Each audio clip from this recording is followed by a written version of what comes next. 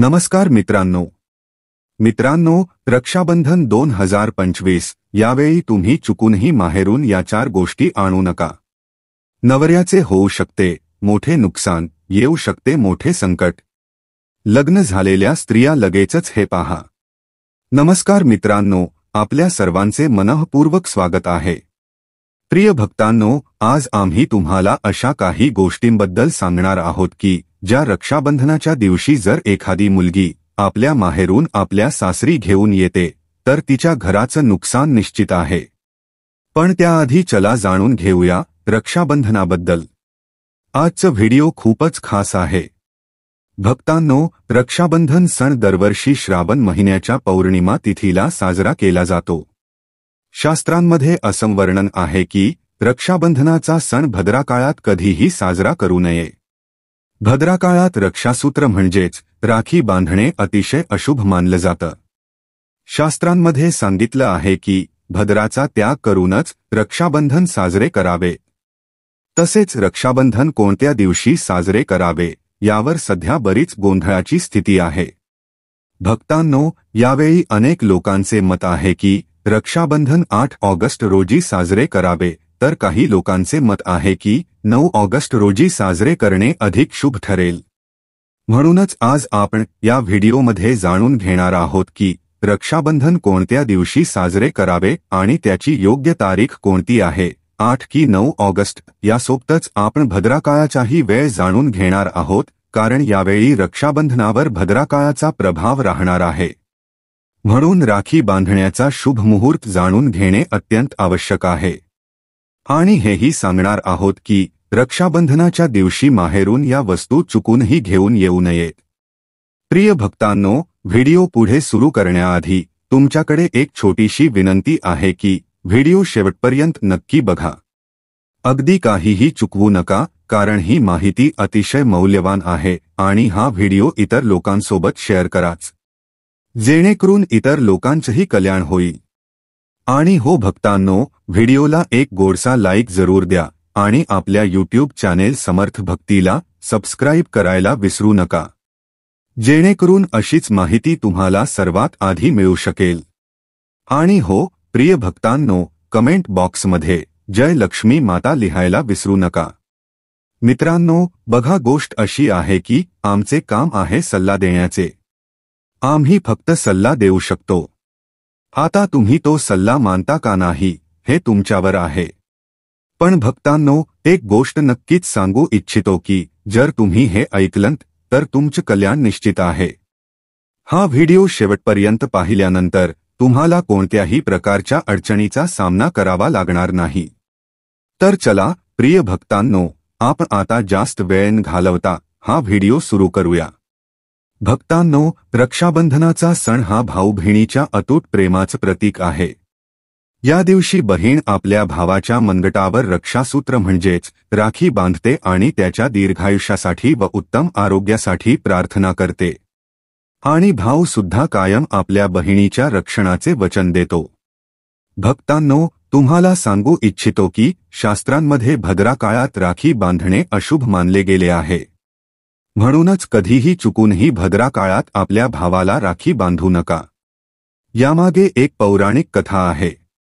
असं सांगितले जाते की लंकापती रावणाने आपल्या बहिणीकडून भद्राकाळातच राखी बांधून घेतली होती आणि एका वर्षाच्या आतच त्याचा नाश झाला होता.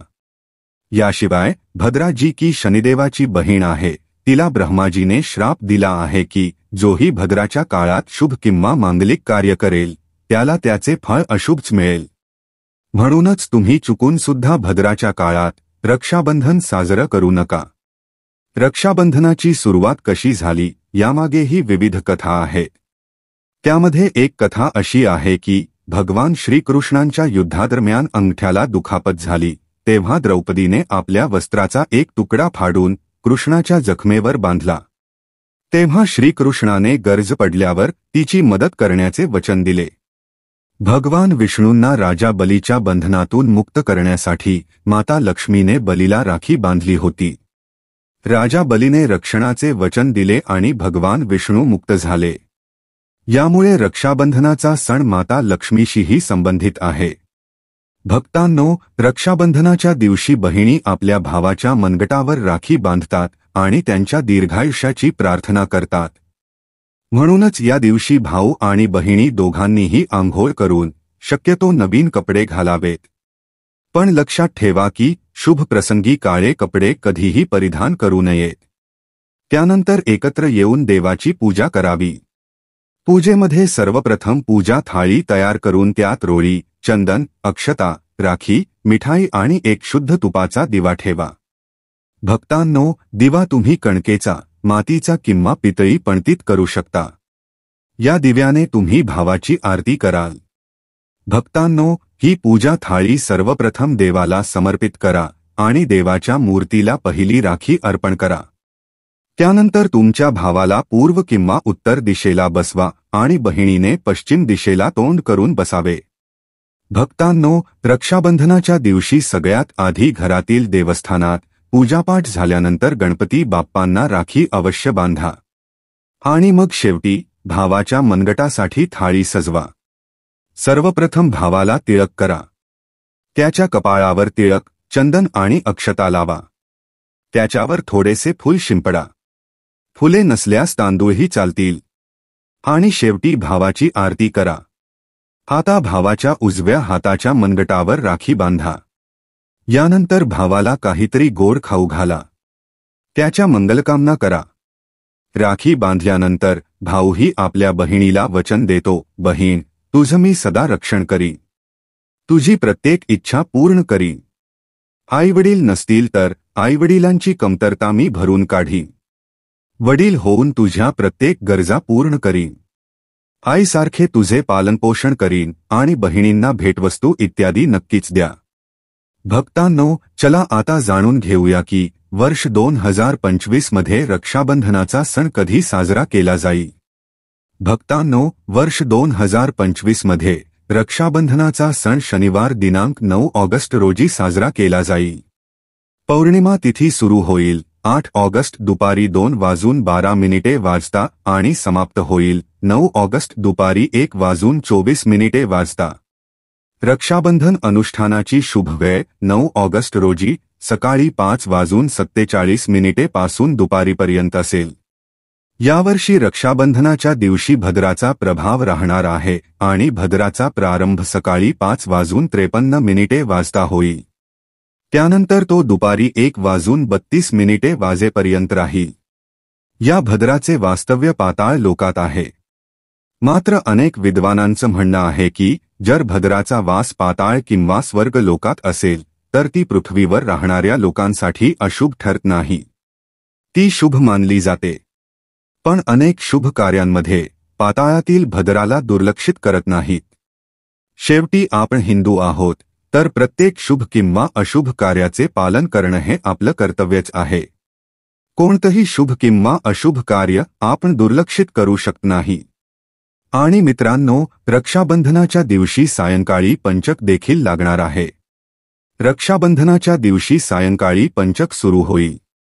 पंचक सायंकाळी 7 वाजता सुरू होईल आणि दुसऱ्या दिवशी सकाळी 5:53 वाजेपर्यंत चालेल. हे पंचक राज पंचक असेल. त्याला अशुभ मानले जात नाही. तो शुभ असतो. त्या दिवशी भावांना राखी बांधण्यासाठी 7 तास 38 मिनिटांचा वेळ मिळणार आहे. भक्तांनो, हे लक्षात ठेवा की भद्राकाळात राखी बांधल्याने घराचे आणि कुटुंबाचा विनाश होतो. म्हणूनच या वेळात भावाला राखी कधीही बांधू नका, अन्यथा संपूर्ण घर कंगाल होऊ शकते. लंकापती रावणाला देखील ह्याच वेळेत राखी बांधली गेली होती. म्हणूनच त्याच्या संपूर्ण कुलाचा नाश झाला होता. त्यामुळे वेळेच्या आधारेच रक्षाबंधन साजरे करणे अत्यंत शुभ आणि मंगलकारी ठरेल. भक्तांनो, हे थोडं कठीण नक्कीच आहे, पण हा वेळ तुमच्या भावासाठी आणि कुटुंबासाठी अत्यंत शुभ राहणार आहे. भक्तांनो, अनेक ठिकाणी अशी परंपरा आहे की सूर्यास्त झाल्यानंतर रक्षाबंधन साजरं केले जात नाही. भक्तांनो, शुभ मुहूर्तावर राखी बांधल्याने भावाला लाखो पटींनी शुभ फळांची प्राप्ती होते. त्याला कधीही अमंगल होत नाही. अशी बहीण जिचं राखी बांधणे योग्य वेळेत झाले, तिचा भाऊ जिथेही जाईल तिथे प्रगतीच प्रगती करेल. तो भाव लाखो कोटींमध्ये खेळेल. प्रतिष्ठा, पैसा, संपत्ती सर्व काही मिळवेल. राहुदोष, पितृदोष, दृष्टदोष, मंगळ दोष हे सर्व दूर राहतील.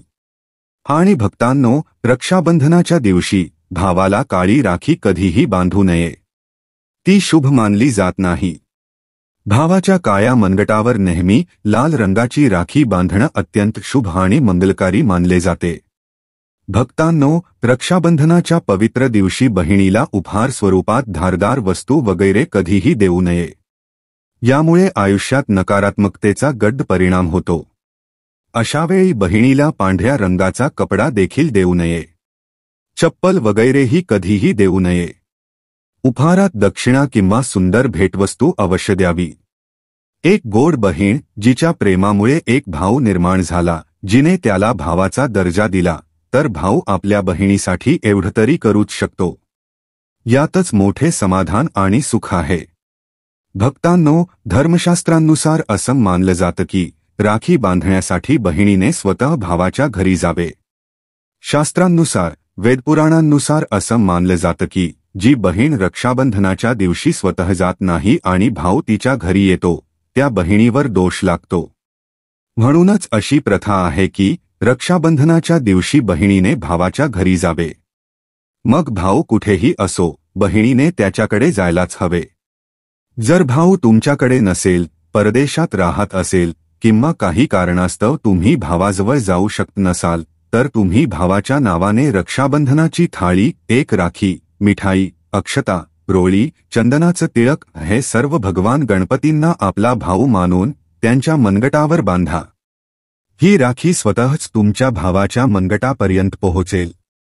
मग तुम्ही भगवान श्रीकृष्णांना बांधा किंवा भगवान नारायणांना, ज्याचे तुम्ही भक्त आहात, त्यांच्याच मनगटावर राखी बांधा. त्या राखी मागच्या भावना तुमच्या भावापर्यंत पोहोचेल. आणि अशी राखी जी मनापासून बांधली जाते, श्रद्धेने अर्पण केली जाते, ती राखी स्वतःच ईश्वरतुल्य होऊन जाते. मित्रांनो, रक्षाबंधनाच्या दिवशी जेवणात काय बनवावे हे जाणून घेऊया.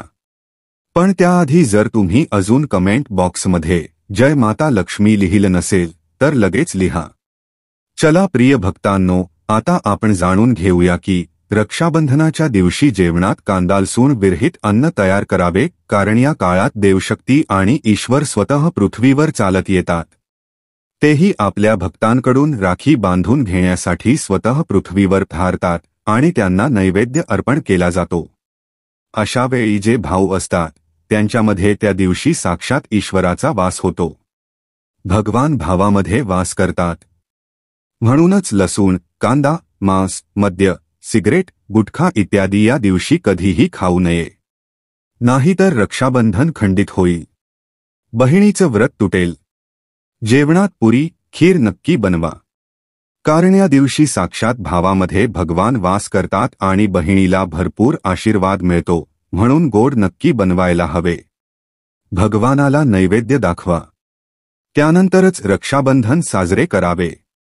हा फारच शुभ, अत्यंत दुर्मिळ आणि मंगलकारी मानला जातो. तसेच जेवणामध्ये इतर पंचपक्वान्न बनवावे. भगवानाला नैवेद्य दाखवून आणि राखी बांधून मुहूर्ताच्या वेळी भावाच्या मनगटावर राखी बांधूनच बहिणीचं व्रत संपतं. आणि बहिणीने भावाला एक घास नक्की भरवावा आणि भावानेही बहिणीचे व्रत संपूर्ण करायला हवे. बहिणीला एक घास नक्की भरवा. यामुळे प्रेम वाढतं आणि ईश्वर भरपूर आशीर्वाद देऊन परत आपल्या स्वर्गलोकाला निघून जातात.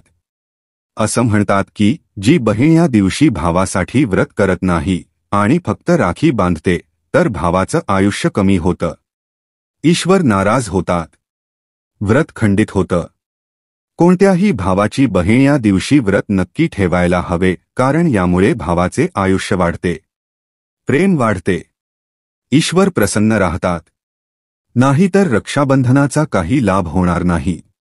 भक्तांनो, जर रक्षाबंधन शुक्रवारच्या दिवशी आले, तर जे लोक माता संतोषीचे व्रत करतात, त्यांनी घरात आंबट काही बनवू नये. आंबट पदार्थ बनवू नयेत.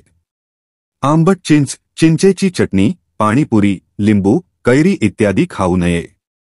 यामुळे माता संतोषी नाराज होतात.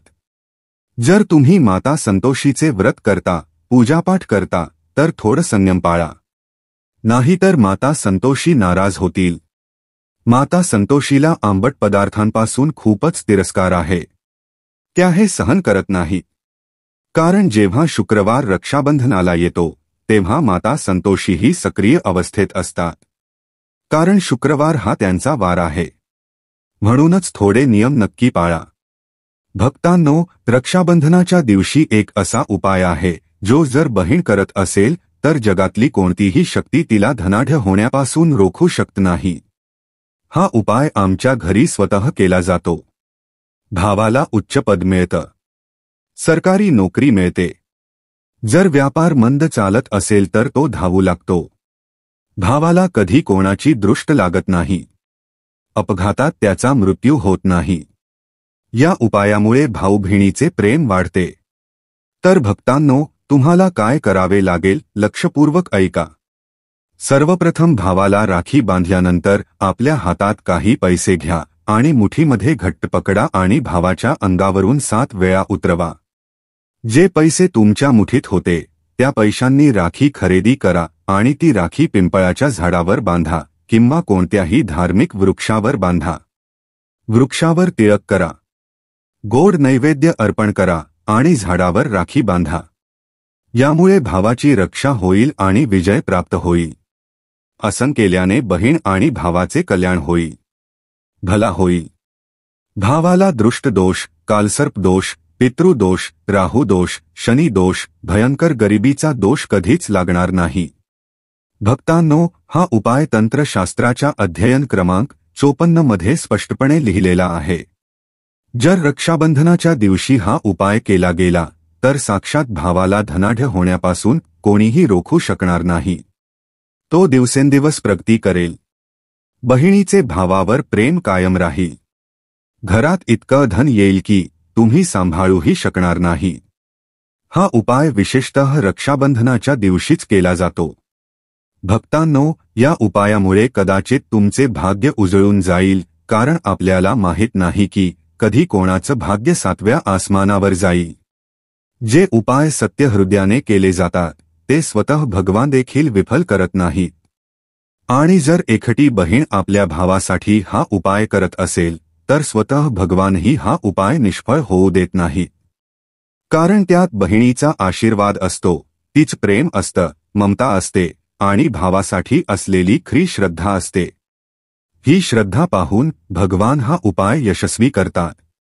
आता जर चुकून कोणी भद्राकाळात भावाला राखी बांधली तर भद्राच्या प्रकोपापासून कसे वाचायचे? काय उपाय करायचे जेणेकरून भावावर कोणताही संकट येऊ नये? मान्यता आहे की जर आपण भद्राचा आदर केला, विधिवत तिची पूजा केली, तिच्या 12 नावांचा जप केला तर आपण भद्राच्या प्रकोपापासून वाचू शकतो. त्याचबरोबर माता लक्ष्मी आणि इतर देवीदेवतांची पूजा करा आणि भावाच्या रक्षणासाठी प्रार्थना करा. पण भावाच्या समृद्धीसाठी तुम्हाला भद्राकाळाचे विशेष लक्ष ठेवावं लागेल. शास्त्रांमध्ये प्रत्येक समस्येचे समाधान दिले आहे. भक्तांनो, आता बोलूया की माहेरून कोणत्या वस्तू चुकूनही आणू नयेत. मित्रांनो, शास्त्रांमध्ये काही अशा वस्तूंचं वर्णन आहे ज्या पत्नीने आपल्या माहेरून कधीही आणू नयेत, नाहीतर त्या पतीच्या बर्बादीचं कारण बनू शकतात. असं होऊ शकते की पती कंगाल होईल.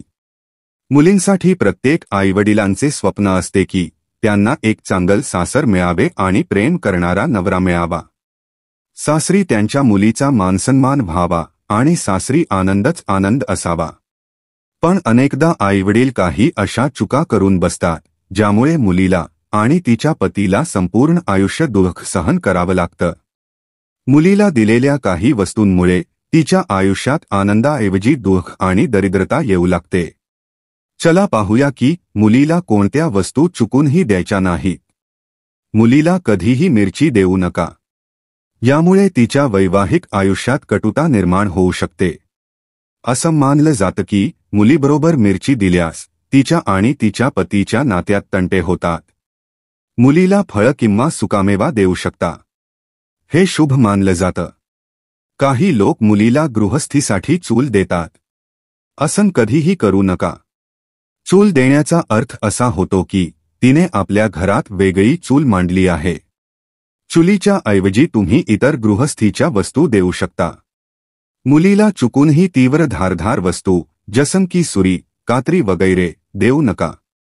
त्याचा अर्थ होतो की तुम्ही तिच्या नात्यांमध्ये मिळून मिसळून राहणे थांबवत आहात. तुम्ही मुलीला गोड वस्तू देऊ शकता. त्याचबरोबर मुलीला चुकूनही लोणचं देऊ नका. लोणचं दिल्यास तिच्या नात्यांमध्ये आंबटपणा येतो. इतर खाण्यापिण्याच्या इतर वस्तू तुम्ही देऊ शकता. मित्रांनो, जर एखाद्या बायकोला असं वाटत असेल की आपल्या माहेराकडून तिला किंवा तिच्या नवऱ्याला तो मानसन्मान मिळत नाही, ज्याच ते खरे तर पूर्णपणे हक्कदार आहेत आणि आता त्यांना तो मानसन्मान मिळवायचाच आहे, तर हा उपाय खास तुमच्यासाठी आहे. जर एखाद्या बायकोला असे वाटत असेल की तिच्या पतीचा तिच्या माहेरी आदर केला जात नाही, तर तुम्ही एक अतिशय सोपा उपाय करू शकता. काहीच दिवसात त्याचा प्रभाव तुम्हाला दिसून येईल. तुमच्या नवऱ्याला त्यांच्या योग्य त्या मानसन्मानाची प्राप्ती तुमच्या माहेरी होईल.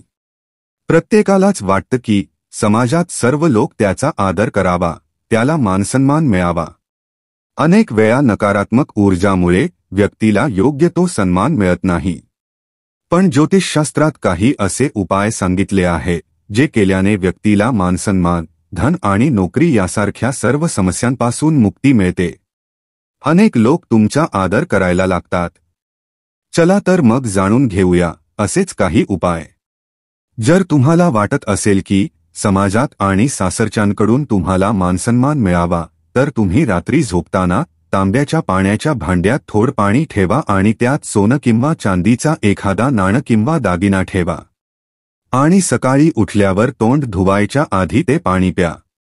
असं केल्याने व्यक्तीला योग्य तो मानसन्मान मिळू लागतो. तसेच या उपायामुळे तुमच्या जीवनातील ताणतणावही दूर होतात. तुमच्या मनात किंवा डोक्यात जो काही ताण आहे तोही दूर होतो. रात्री झोपताना पलंगाखाली एका भांड्यात थोडं पाणी ठेवा आणि सकाळी उठल्यावर ते पाणी घराबाहेर फेकून द्या. हे केल्याने वादविवाद किंवा एखादा व्यक्ती तुमच्यावर चुकीचा आरोप करत असेल तर तेही सिद्ध होणार नाहीत. या उपायामुळे तुम्हाला सर्व वादविवादांपासून सुरक्षा मिळते. तुमच्यावर किंवा घरात असलेली नकारात्मकता त्या पाण्याच्या माध्यमातून घराबाहेर निघून जाते. रोज हा उपाय करा, काही दिवसांतच परिणाम दिसू लागेल. भक्तांनो, समाजात मानसन्मान मिळवण्यासाठी, नातेसंबंध सुधारण्यासाठी किंवा जर तुम्हाला नोकरी मिळत नसेल, व्यवसाय चालत नसेल, तर कबूतर आणि चिमण्यांना तांदूळ व बाजरीचे मिश्रण खाऊ घाला. तुम्ही ही बाजरी शुक्रवारच्या दिवशी खरेदी करा आणि शनिवारपासून ती प्रक्रिया सुरू करा. हे केल्याने खूप फायदा होतो आणि मानसन्मानासोबतच धनसंबंधी अडचणीही दूर होतात.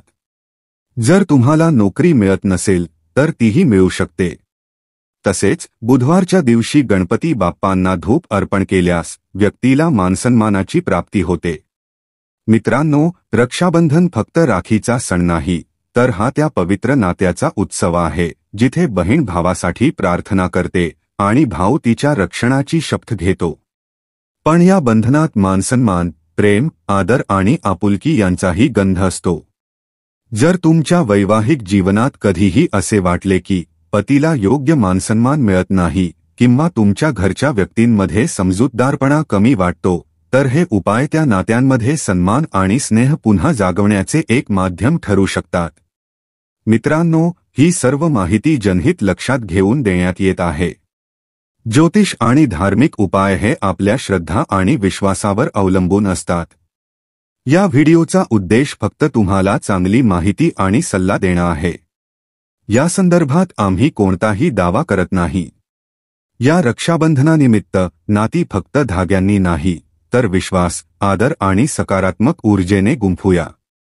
राखी जसे रक्षणाचे प्रतीक आहे, तसेच हे उपाय जीवनात स्थैर्य, यश आणि समाधानाचे रक्षण करतील. या पवित्र सणानिमित्त तुमच्या आयुष्यात प्रेम, समृद्धी आणि सौख्य नांदू दे. आपल्याला हा उपाय आणि माहिती कशी वाटली ते कमेंटमध्ये जरूर सांगा. जय लक्ष्मी माता लिहायला विसरू नका आणि समर्थ भक्ती या आमच्या YouTube चॅनेलला जरूर सबस्क्राईब करा. रक्षाबंधनाच्या हार्दिक शुभेच्छा. मित्रांनो, व्हिडिओ आवडला असेल तर लाईक आणि सबस्क्राईब नक्की करा. धन्यवाद. जय लक्ष्मी माता.